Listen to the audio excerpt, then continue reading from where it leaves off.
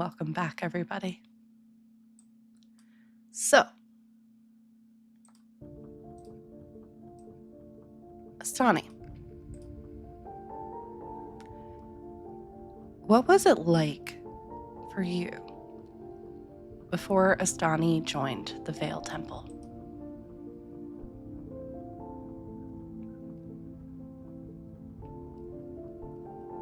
Like a misstitch in a knitted fabric, kind of missing being part of something or held together by this structure or community or code. There was this life before of healing that felt so hard to keep up with. The community was good and the code was right to heal. When you kept losing more than you would,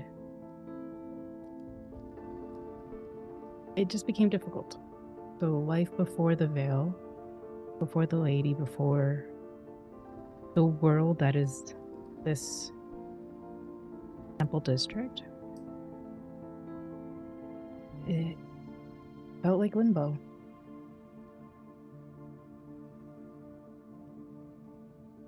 I'd like to think that what comes to mind too is all of this maybe is going through Astani's mind as they're kind of reflecting on the day and what has turned into a very interesting evening so far. What was the kind of life that Ostani led before?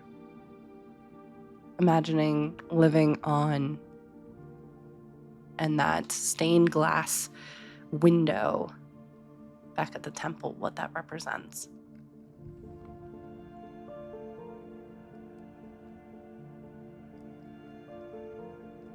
They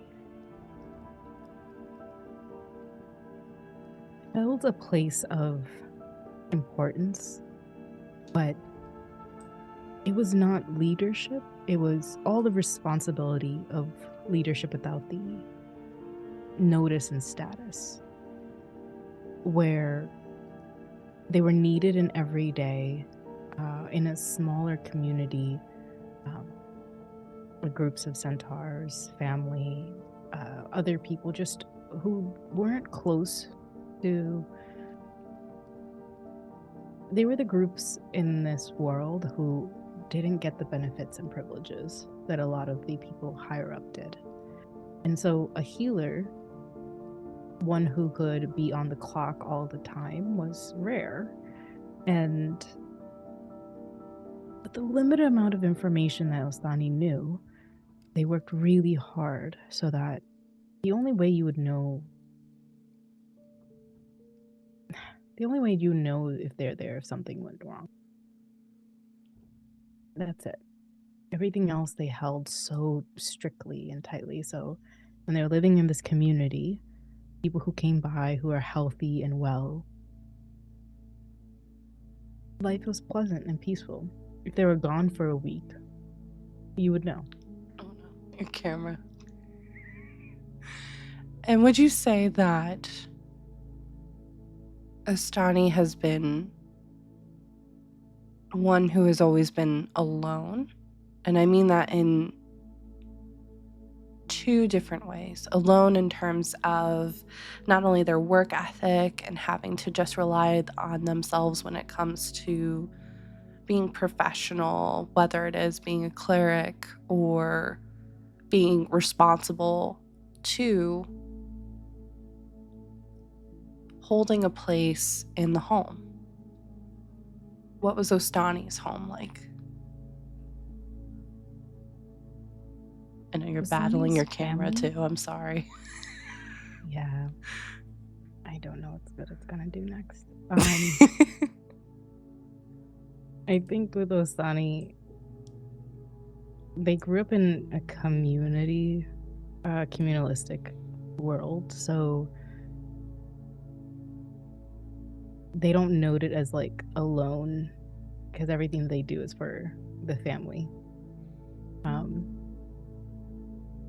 But alone is a good word. I think they have an older sibling who was born like a good amount of years ahead that they were alone in their upbringing, and then they have a younger sibling who was born a little too late, so that by the time that they were an adult, it was just like everyone was an island in a group of islands.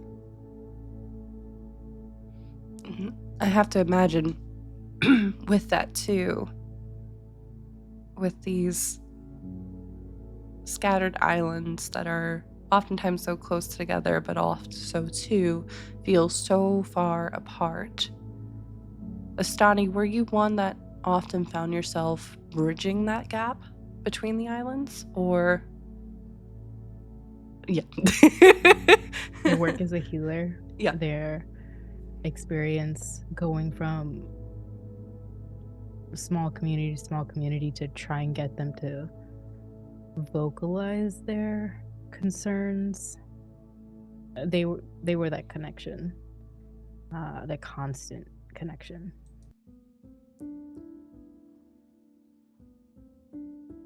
Connection.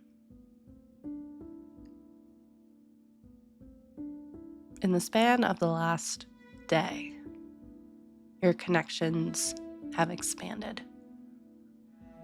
Even more so, as two new islands, so to speak, have now entered into your current. And already, it's looking a little bit chaotic, but nothing you can't handle. All of these thoughts are kind of swirling around in your head as a memory comes to the surface of you. What age roughly was Astani when she came to the Vale Temple? Later in life, so 30s. Okay. So, probably feeling at times a little bit out of place, because typically the Vale Temple welcomes all ages, but that kind of moving through the fledglings starts typically in teens and moves up. So, always being in your own orbit, as progressing. But one of your first memories of Keeper Reyna welcoming you to the temple.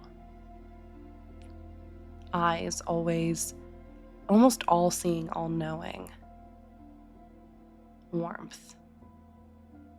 Perhaps this place being a true home, not only for yourself, for your beliefs, and for you to do that work,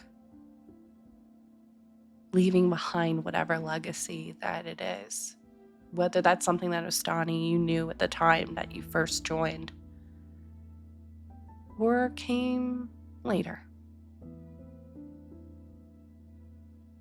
You find yourself looking at the flames in the fireplace as we find ourselves back in the inn at Lilon. There's a popping noise as at this point the flames have largely eaten away at the wood, which is blackened and charred, silhouetted in the fireplace by outlines of reds, oranges, and yellows, the embers clinging to light, veins of warmth and life, persisting. The small haven you have managed to cut out at the inn at Lilon is warm. In this moment, Sparky, Corbin, and Sokali are passed out, snuggled up together, asleep, on a rug of green, Sparky's ears twitching every so often as another popping noise sputters from the fireplace. As we now see the three of you, and the night is yours.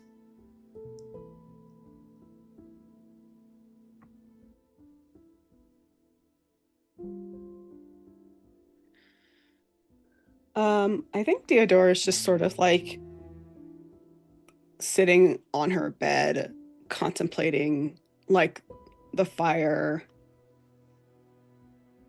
in like looking at the fire, but contemplating like the armor that was targeted, and still just every once in a while glancing over at it and then sort of glancing away, like still hesitant about it, but not wanting to say anything.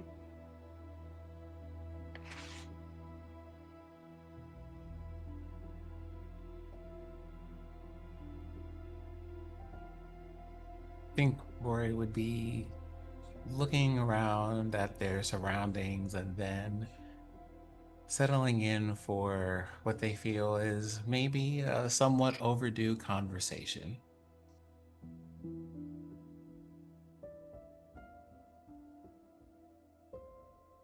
Also, kind of pondering the whole thing with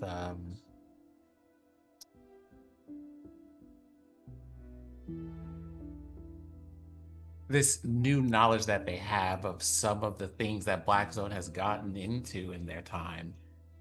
Being like, who are these people and why would they talk to you about this, like, kind of what seems to be some kind of underground thing? I built you to learn and grow and evolve, but what made you have to learn how to do that? I guess, this is part of what I get for developing you with a more flexible and adaptable and I suppose kinder personality. At least it didn't get you hurt in some significant way. So that's good.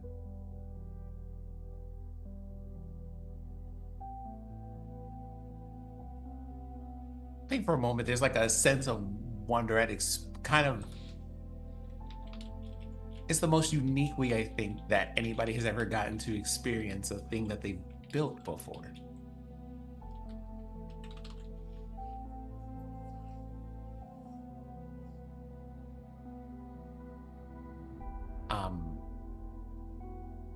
And then they pick a spot, sit still, focus on the arcane as they're used to do, and they use a familiar spell to summon Corbin. He's already there. He's passed out asleep in front of the fireplace with Sokali and Sparky as well. Sparky being the bottom of the kind of pile. What form is he in? He's currently... Roll a d10. Okay. D10. That is an 8. 8. You can see in the form he's currently in, he's back in his mouse form. Seems like, sorry y'all, guys sneeze. It seems like when he's awake, he's been projecting that penguin form. And then when he's been going to sleep, he's been shifting back into his mouse form, seeming to find more comfort with that. You would have picked up on that by now.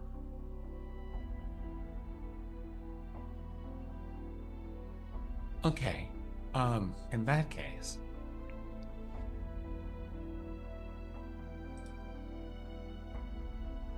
is the room that we're in like all one big room? Mm-hmm. One big room, and then on one side is just dividers that kind of split up the beds a little bit to give you all a little bit of privacy, but it's much more of like, I would imagine like a hostel, more community-based space versus kind of the private rooms you all have had before. Kind of take a look at him and about to use the spell, spotting him in front of the fireplace, and goes,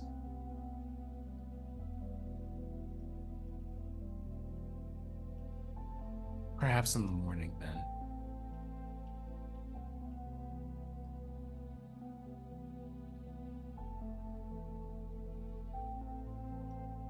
I pick a spot that just faces a window and think kind of seeing everybody doing things and maybe for a moment needing to be left to their own thoughts. Just look out of the window and drift into stasis.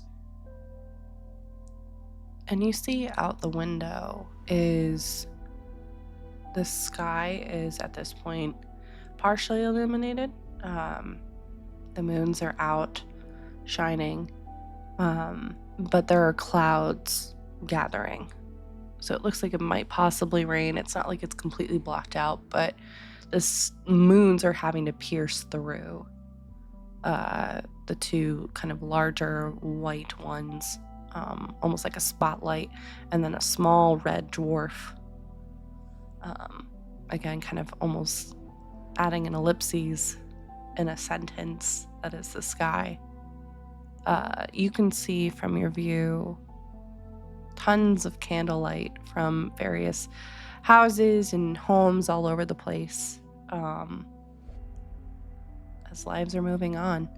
Some look like they're getting ready to help people as they're going to stay up for a very long time, while others look like they're slowly winding down for the evening. Every now and then you hear kind of laughter in the distance of like some of the taverns and stuff in the area, the neighing of horses as they're moving through the streets, as several carts are moving through on a late night. Life is kind of moving onwards. But you're able to go into stasis if that's what you wish.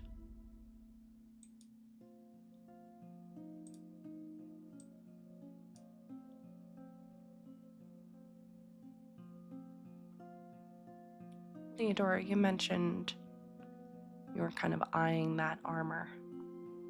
Mm-hmm. What are some of the thoughts that are kind of going through Theodora's head right now about him? I don't know if it's so much about the armor itself, but more so just like her feelings about the dream that she had, and then everything that happened just to get this armor. She's still grappling with that. Maybe in some ways, not like fully thinking like I'm not worthy of this, but more so like I don't know if this should be mine. You know what I mean? Yeah. Even though she had like that vision and it basically told her like, this is your shit, like still it's easy to hear somebody tell you that. It's harder to like start believing it yourself. And she's not really one who has like a lot of self-doubt, but in this she does have it. 'Cause it's also like, you know, coming from a community, like learning, knowing how to share, knowing that like, yes, you have things for yourself, but most things are communal. Kind of wondering like, well, why just me?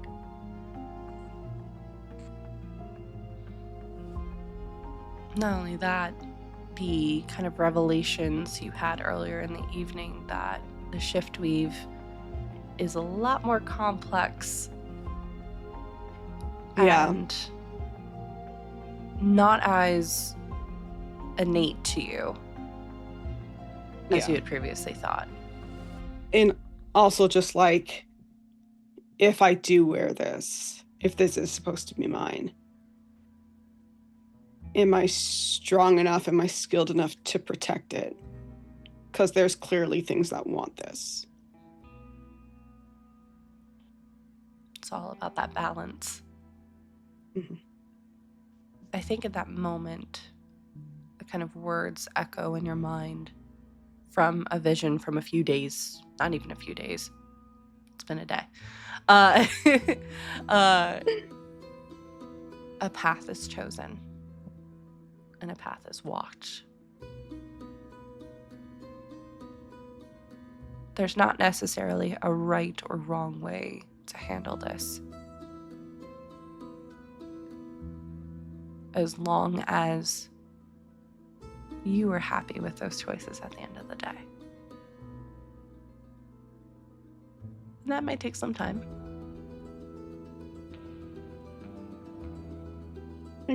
Those words echo in my mind, and I think in response I just say, I think in my head, rather. Can't go back. Can only keep going forward. I think with that, tentatively makes a decision to start wearing it. Okay.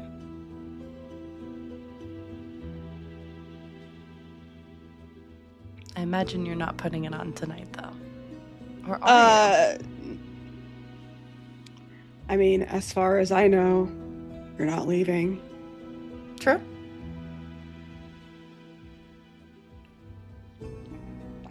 Okay. Let me know when you do.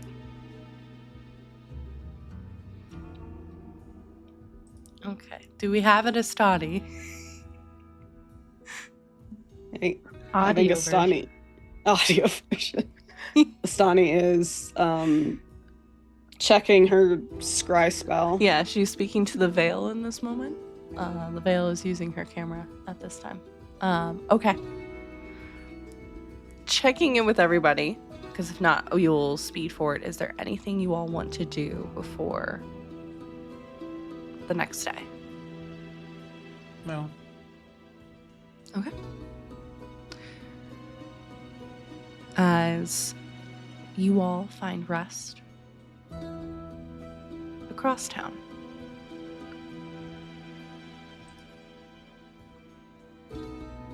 we see a young man walking down a cobblestone street. At this time, kind of this rain is starting to slowly fall onto the city of Jorix. There are several lamplights that have been lit, but many more that have not, especially in this district, the Graveyard District. We see a human man with a large kind of coat, almost looking like a sailor's jacket, that he kind of is quickly bundling up further, kind of rubbing his hands together as you see hot air escaping against the cold. His boots echoing across the ground. He has brown hair that's been tied back into a low and loose ponytail, and what looks like scarring, like almost like a bear or something, scratched down the side of his face, the complete left side. His skin looks worn and weathered. He's probably in his 40s, give or take. As he continues to kind of every so now and then looking around. At that moment, he looks up and you see he's got a large purple and green eye. It's purple on one side and green on the other. And he seems to be on high alert edge as he's walking. He seems to be nearing the street near his home. On one side, there's a massive wall that separates the Graveyard District from the actual cemetery itself. As he is walking, he is passing by numerous names that have been carved into the stone over the centuries that this wall has been up.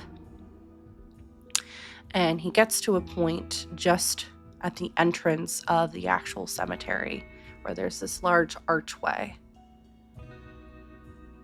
A path going there, and the path homewards to his right. You see him pause for a second, almost like he's hearing something, looking around wistfully. Before kind of putting one of his hands on a curved blade that is at his side. But before he has the chance to do anything, hang on one second, I apologize.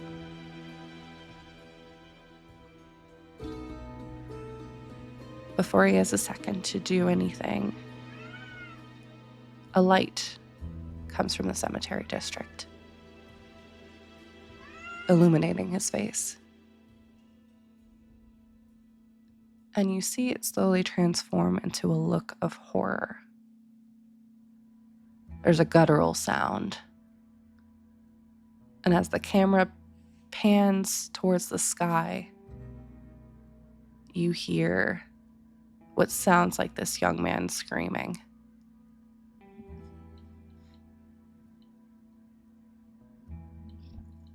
The next day, morning arises. It is rainy, it is dreary, it is cold this morning. You all are cold as the fire has slowly died out in this room as well. That kind of warmth, even with the blankets, thank you, Salem, seemingly absent. So imagine probably a few of you are maybe shivering as you get up. You can see your breath as you move about. Who is up first for the day? Oh, Astani. Okay. Astani would be up for sunset and sunrise ceremonies at like a clock. Even if they have to go back to bed, their brain, they're just, huh? Okay, I'm not needed. But if they are, their head is up first. Love it. And how do you greet the morning for this sunrise ceremony? That you're not at the temple, so how would, and you've done it before, how do you hold that service for yourself? They think of the eyes blinking as a sunrise and sunset to themselves. So when they wake up, the first thing that they think of is, I will open my eyes to greet the day as the sun greets the morn. And as they open their eyes, they're expecting Sakali to immediately jump on their face. So Kali has seemingly abandoned Sparky and has burrowed themselves underneath the blankets with you. And in this moment is doing the very, like, they are so warm that they don't want to move kind of thing. But they are right next to you. They are like, you can feel, so Kali kind of purring or, sorry, it's just because Salem is doing a lot right now. But I imagine kind of purring or giving some very satisfied kind of noises in their sleep. And as you kind of shift, they kind of burrow even further into you, seemingly trying to like make a little den out of the blankets and the warmth that you were giving them.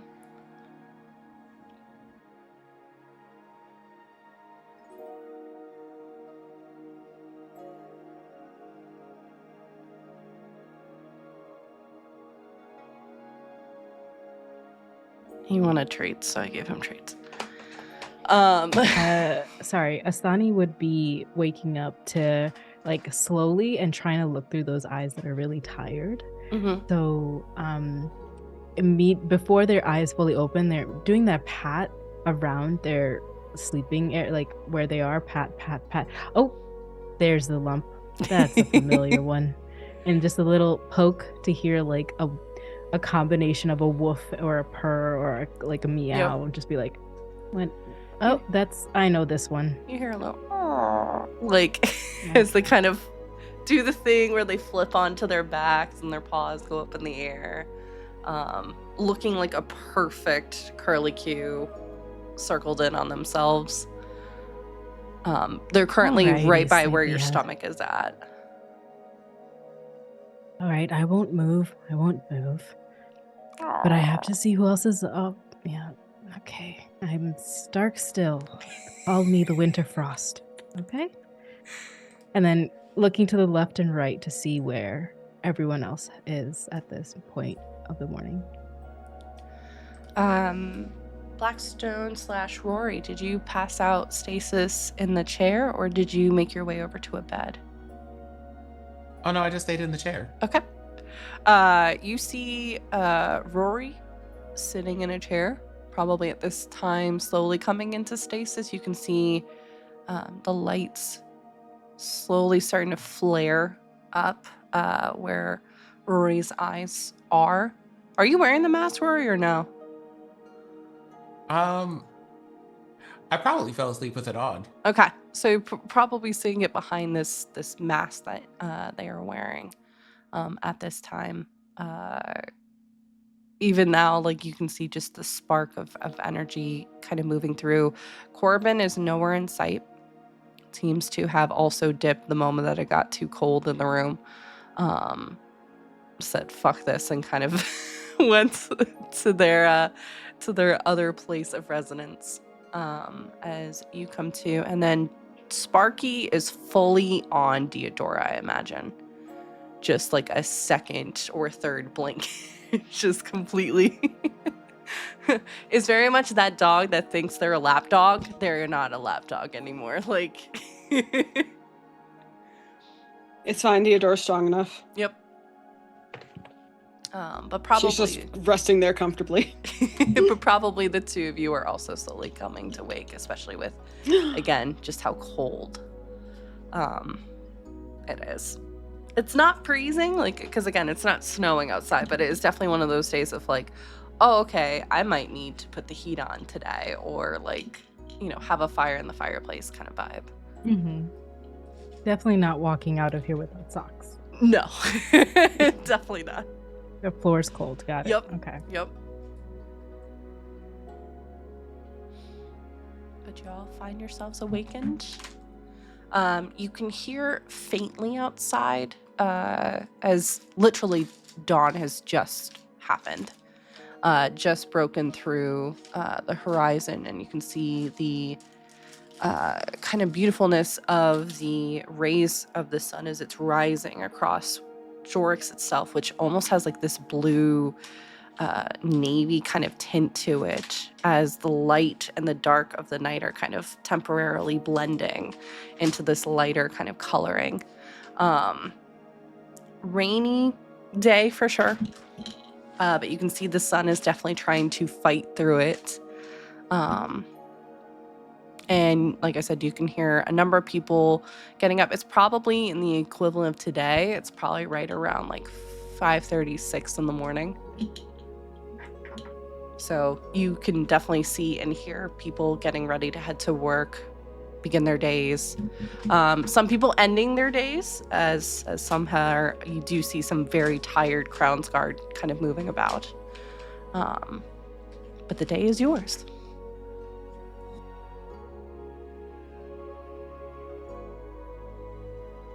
Oh, all right, Lump, come. I gotta do this. 1, 2, and then shifts Sakali over and gets out of bed, and they do that head, like mane to tail, complete shake of.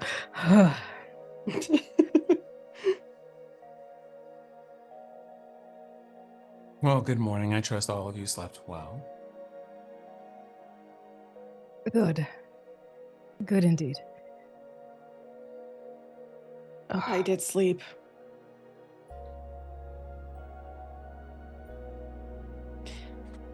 Should we start our investigation? After breakfast, I mean. Could I just do a quick insight on that I did sleep? Sure. Fair, if you would like to roll deception, or if you want to be truthful, I will let you decide. Theodore's not a liar. Listen. Deodora, like I feel like Deodora is the kind of person who's just like, I slept. It's kind of like, yeah, we know exactly what that means. I closed my eyes and watched the backs of my eyelids for 8 hours. Like, Yeah, I think we use their passive insight of 18 and just be like, Oh, Asani's just like, well, night is for sleep. After a bit of thinking, I have at least one thing I would like to do before we go to breakfast. So if you don't mind, I'm just going to step to the other side of this contraption over here, this divider thing, and go and tend to that ever so briefly. And then breakfast, I suppose. In like instantaneous stomach grumbling from Asani, and then like hand to stomach. breakfast. You say that Yes. word, and so Kali, you see the little paw moving on the bed. I His mean, little sleepy eyes breakfast. locking on you. Theodora just like you said a word that she understands, and then you spell something, and she just looks at you like, I cannot Are you spell casting- things. "Are that you some casting people a spell?" Oh, they're just looking at you like and eyeing the lump. Just started to move. Something might be awakening if I use their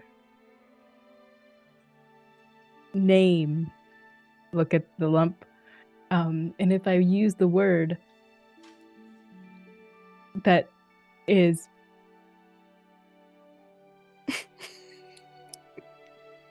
Are we concerned about disturbing your creature if we mention the word breakfast?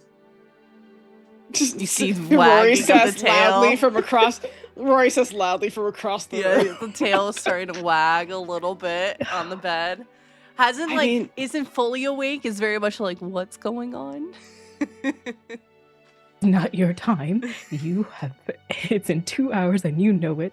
And starts heading towards where Rory went towards, or started. If they're like, that is where we're having breakfast and meetings, like sleeping area, activity area. Oh, so do you need Sakali to sleep for a while longer before we go? They're just on a timer, and I feel like they just know. And I hate that they know, honestly. I think it's more just that they know.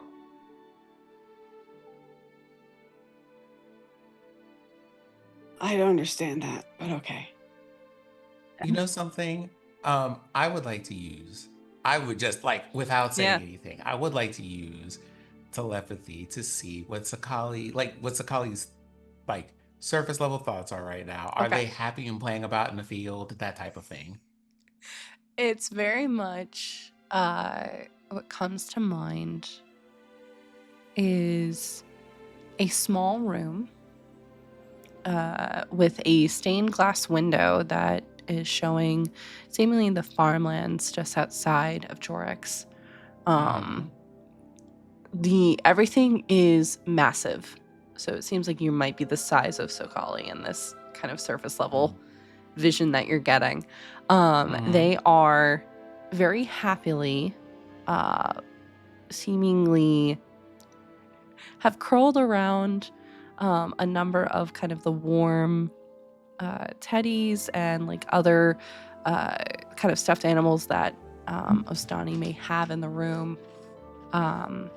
But every now and then, almost like an echo, you do hear the word breakfast. And when that happens, they kind of stir. Kind of like a dog waiting for like a squirrel moving in a yard. And then when it disappears, they start to lull back, and then it echoes again. Eyes bigger. Looking, like tail wagging more. And you can see like a little bit of drool starting to form before they are like slowly lulled back to sleep. And I think in this moment, the image of Ostani kind of fading out of their vision. As they are aware that Ostani is not right next to them anymore. But yeah, they're seemingly in that in between of asleep and fully like awake. Okay. Fascinating. Well, okay. I will do my best not to mention our morning plans around your pet so as not to disturb their sleep. There is this immediate, I do this for them. If they wake up, they wake up. Like, don't worry. But then that face turns to, all right. But they'll get rowdy later. As for you, I'm going to, and I very, very sleight of hand. I will take a 10 on the sleight of hand, and that's still a 21, right? I'm just going to take this sleight of hand and just go, you can have one of these. I very technically don't have a need for them. It's trail rations.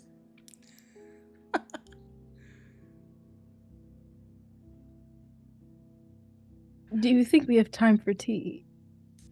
No, that's not Well, adventurous. we will have time, but based on what I am hearing emanating from you, I don't know. I am very willing to take the time to go and have a tea after I do the thing I'm about to do. However, I don't know if you can wait that long. So just chew on this for the moment. And they just start peeling it back to start eating. And they're also counting like hours in their time, just being like, but there is midday lunch and then mid-afternoon. Wait, no. Then just putting that back in their head. No, I will do with 2 meals a day as we travel. I feel that we will not be traveling anywhere outside of town. I feel like that is unnecessary. This is simply a stopgap until the rest of our morning plans commence. Okay, all right. And they're just eating. They have not went outside the temple in so long, so this is a whole adventure for them, and they're just used to the temple districts. Like there's early morning breakfast, midday, then lunch, then a mid-afternoon, possible siesta rest, and then another dinner after sunset. Like there's a structure. Very college style of like dining hall. Yeah. Yeah. So they're just, all right, trail rations. Yes, I can do this. I can adapt.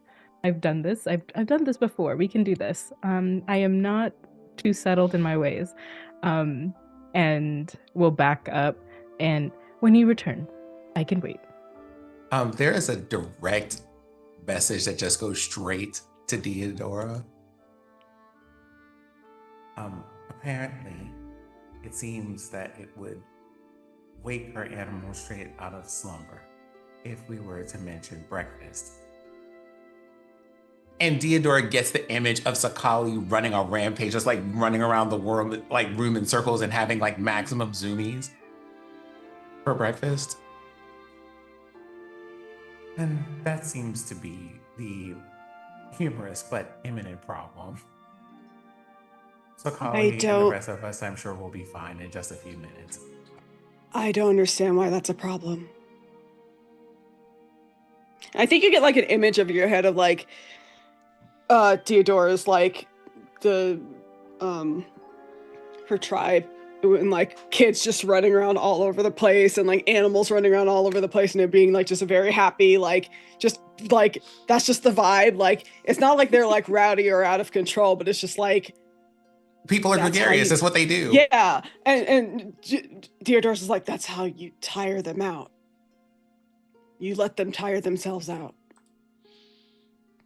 It seems our newest companion is going to learn a lot of things about, let's say, a less organized world. It differently organized.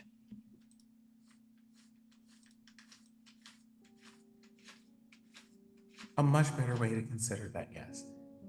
Deodora is so tempted to just like grab Sakali by the scruff and drag them out of the bed. She did say she was going to train them. And I feel like this is like not far off. Wake up. You're adventurers now. Well, I suppose if you wanted to, this would be a great introduction to training and being like, hi, here is a different structure to your day. Welcome.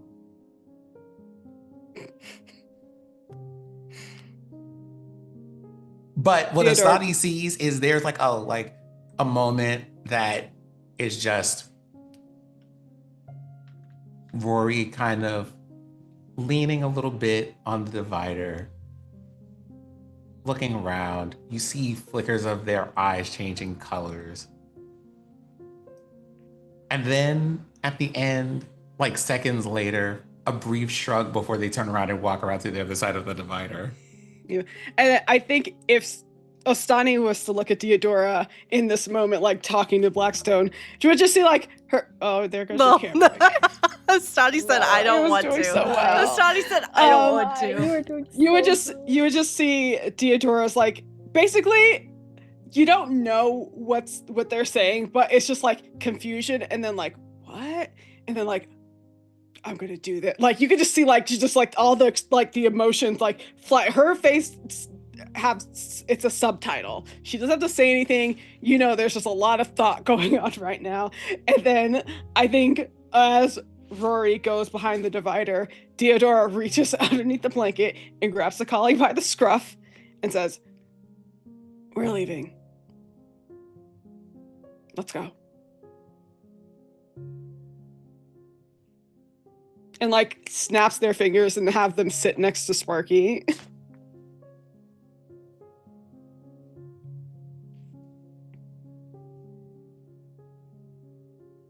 Does And Sakali- Sakali's like small, right? Like kind of Yeah, Sakali's like a cat. yeah. Sakali is Okay. honestly bringing you back to when Sparky was puppy size. Okay. Very So tiny. do they wake up when Deodora calls them? Yeah. I don't call them. I grab them out of the bed. I'm like yelp. by like when you grab a kitten by that extra fat, like that Yep. extra skin. Yeah. Awesome. Amazing. Welcome back. Here you are.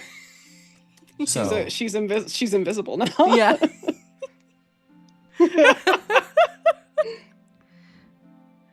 Love it. Meanwhile, on the other side of the divider, if I do not see Corbin anywhere, Nope, he's not. I just kind of put my hands out and use the Find Familiar spell to will Corbin into like my hands in whatever form they're in at the time. Okay. Can you roll a d20 for me? Roll a d20. Yeah.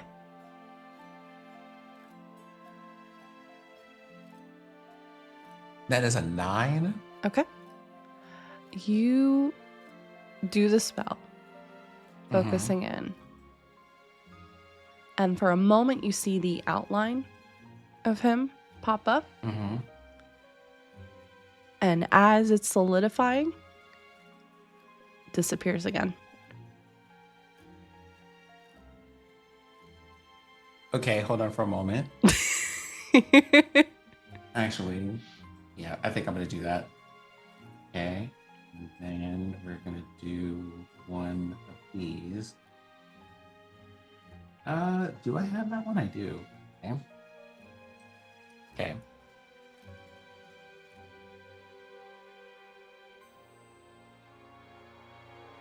Doing math. Give me a second. You're good. Okay. I just repeat the spell and go. Corbin, we're going to have to get along. That is a 19 on persuasion. Okay. What does it look like as you're focusing in this time? It's familiar and calm. Just me being like, it's a visual. Like, I think for Rory, a lot of things are similar to what they built in for Blackstone. It's a thing that they visualize. So, because it's a familiar spell, I visualize Corbin in the form of, in the form of a mouse, in my hands. Corbin in this case is wearing a feather boa. Okay. Okay. And he does indeed pop up wearing said feather boa. And immediately you see him. He seems like he just woke up. So he kind of is doing the blink of like, oh God, I'm awake. So very much that, and his little paws coming up to like rub his eyes a little bit before like quickly rubbing his shoulders as he's cold. So, before kind of looking at you with a pretty neutral expression, because along with the boa there, still, you see at this time, he is very get up. quickly putting the mask on. I take a moment because I still have my mask on and go, Corbin.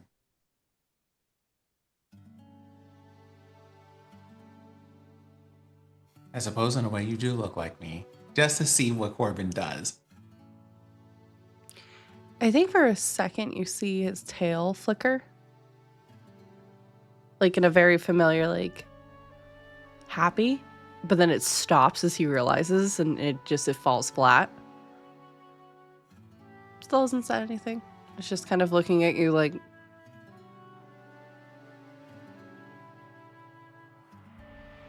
Right. Well, I suppose there's a conversation to have. As I understand from your many adventures with Blackstone, you have come to enjoy fashion.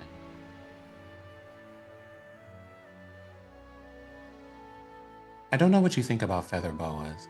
I can't say I'm necessarily a fashion person myself either, but in case you're not aware, myself and Blackstone both live here, and I think it is important, for as long as we're together, that we find a way to better understand each other. And I think that starts with an apology. I may have been a bit too harsh the last time we spoke to each other. it kind of sits in your palm. At this point, he's taken the boa off. He doesn't seem to be a big fan of the boa either. It's just kind of slowly, like, was looking at you, and then as soon as you said that, was like okay, I'll take it off. Not wanting. They're not, because it's not made out of the finest Aarakocra feathers. Okay, you didn't do it right. It's like like part of the magic. So if they take it off, it just dissolves into the ether. Yeah. But it was seemingly waiting for your cue on if you were liking how it looked or not. And as soon as you said that, was like, oh, thank God. Let me get this off, please. Now, while I'm not necessarily a person who is too into the height of fashion, perhaps as an inventor, I can fashion something that might help you better organize your clothes. I am a person who experiments, builds things, tries to investigate and understand stuff. And Blackstone, as you understand them, was built to do similar things. To learn, to evolve, and to expand. And then they found you, a person who really likes clothes, and bought you a lot of clothes.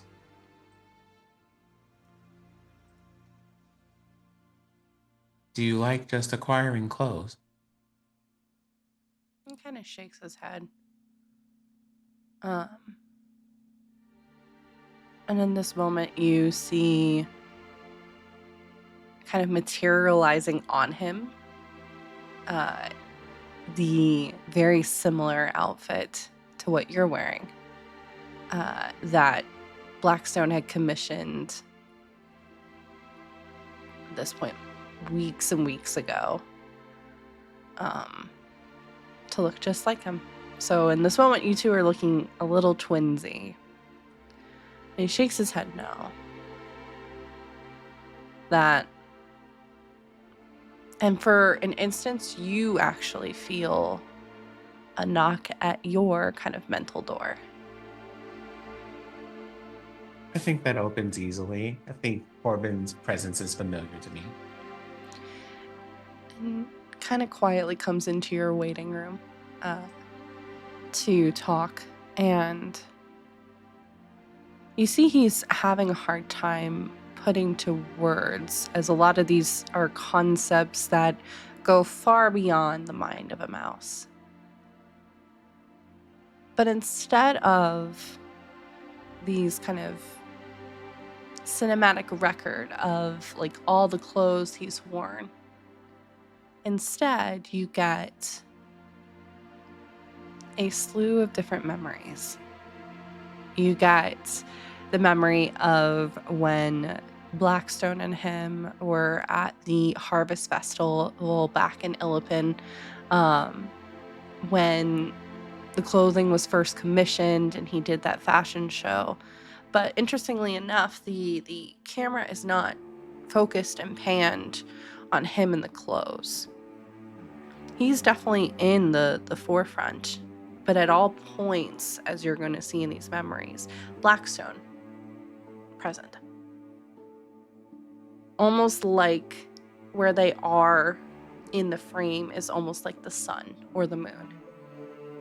And there's a warmth that comes to that. A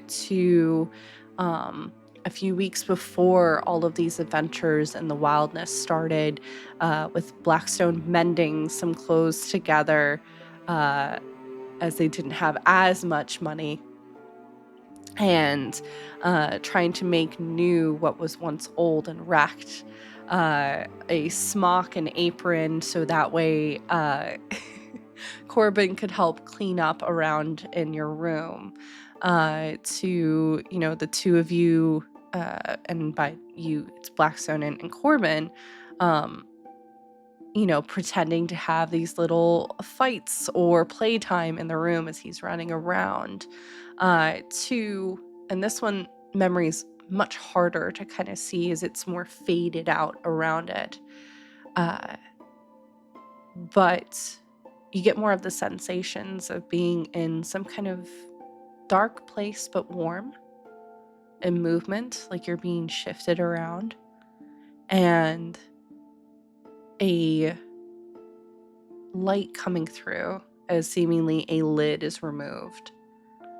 And your face, whether masked or maskless, being the very first thing that they see. All those years ago when they were just a little baby mouse.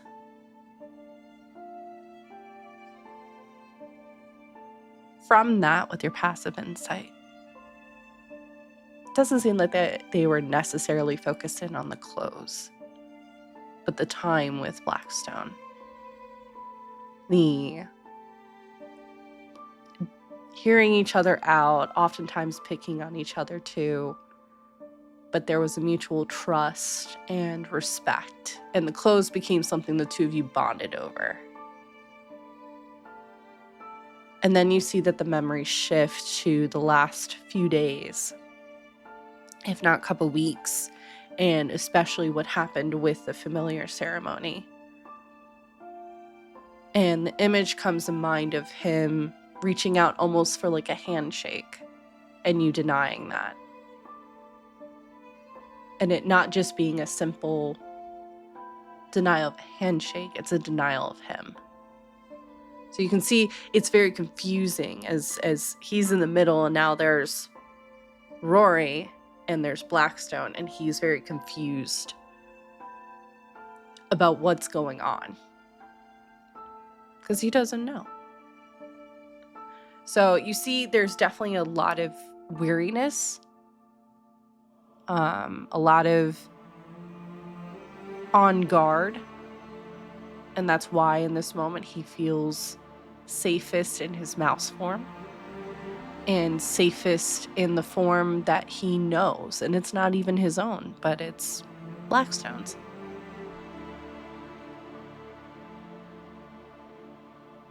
So all of that kind of comes flooding into your mind.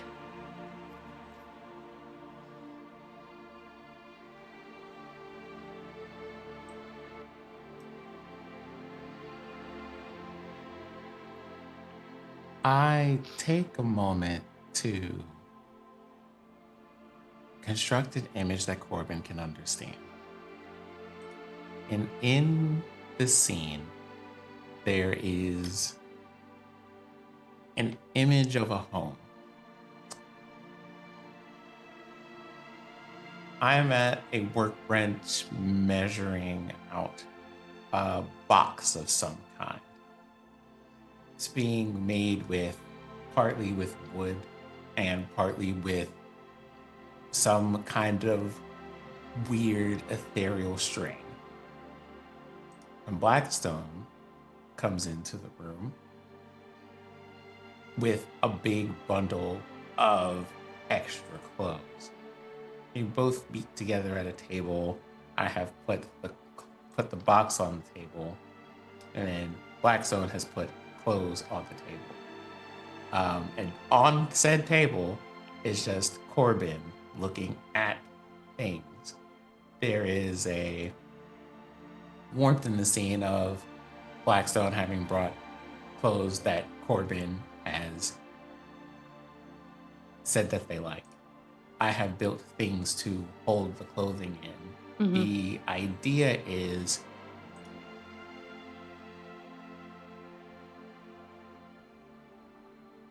everybody here cares about each other, but they do it different.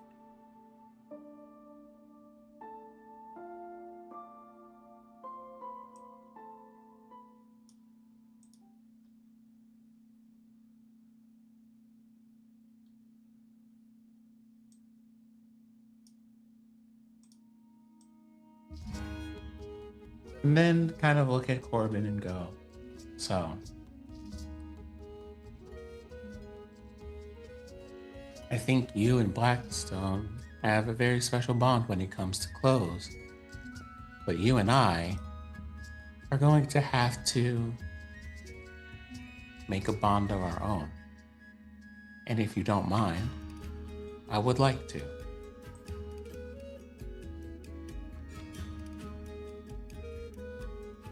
I think in that moment, he kind of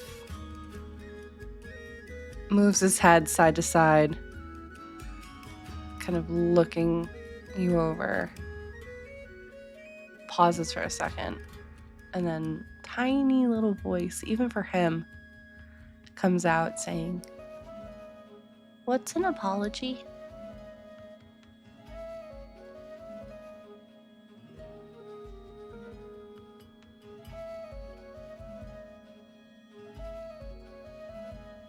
You said I'm getting one? Did I do something wrong?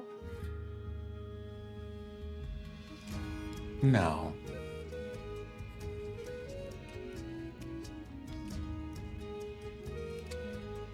We apologize for, well, many different reasons. But if we mean it, we do so because we have done something that may have affected someone that we care about in a way that is not good.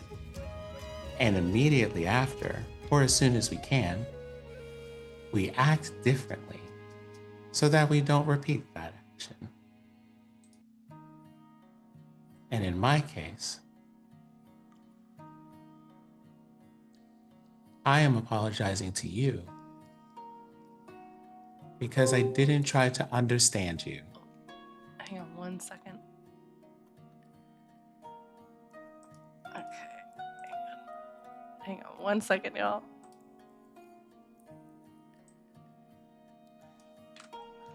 Let's see if I can do this on the fly. Tech Gremlin's abound today. Okay. You know what we will do real quick? Why don't we take our break here and then we will pick up? How about that? Well, I mean, it is right about our break time, so that works. So we'll pick up with this in a few minutes, y'all. Hang on tight. Thank you all so much. Thank you for the raid. And we will be back in just a few minutes. So see you all shortly.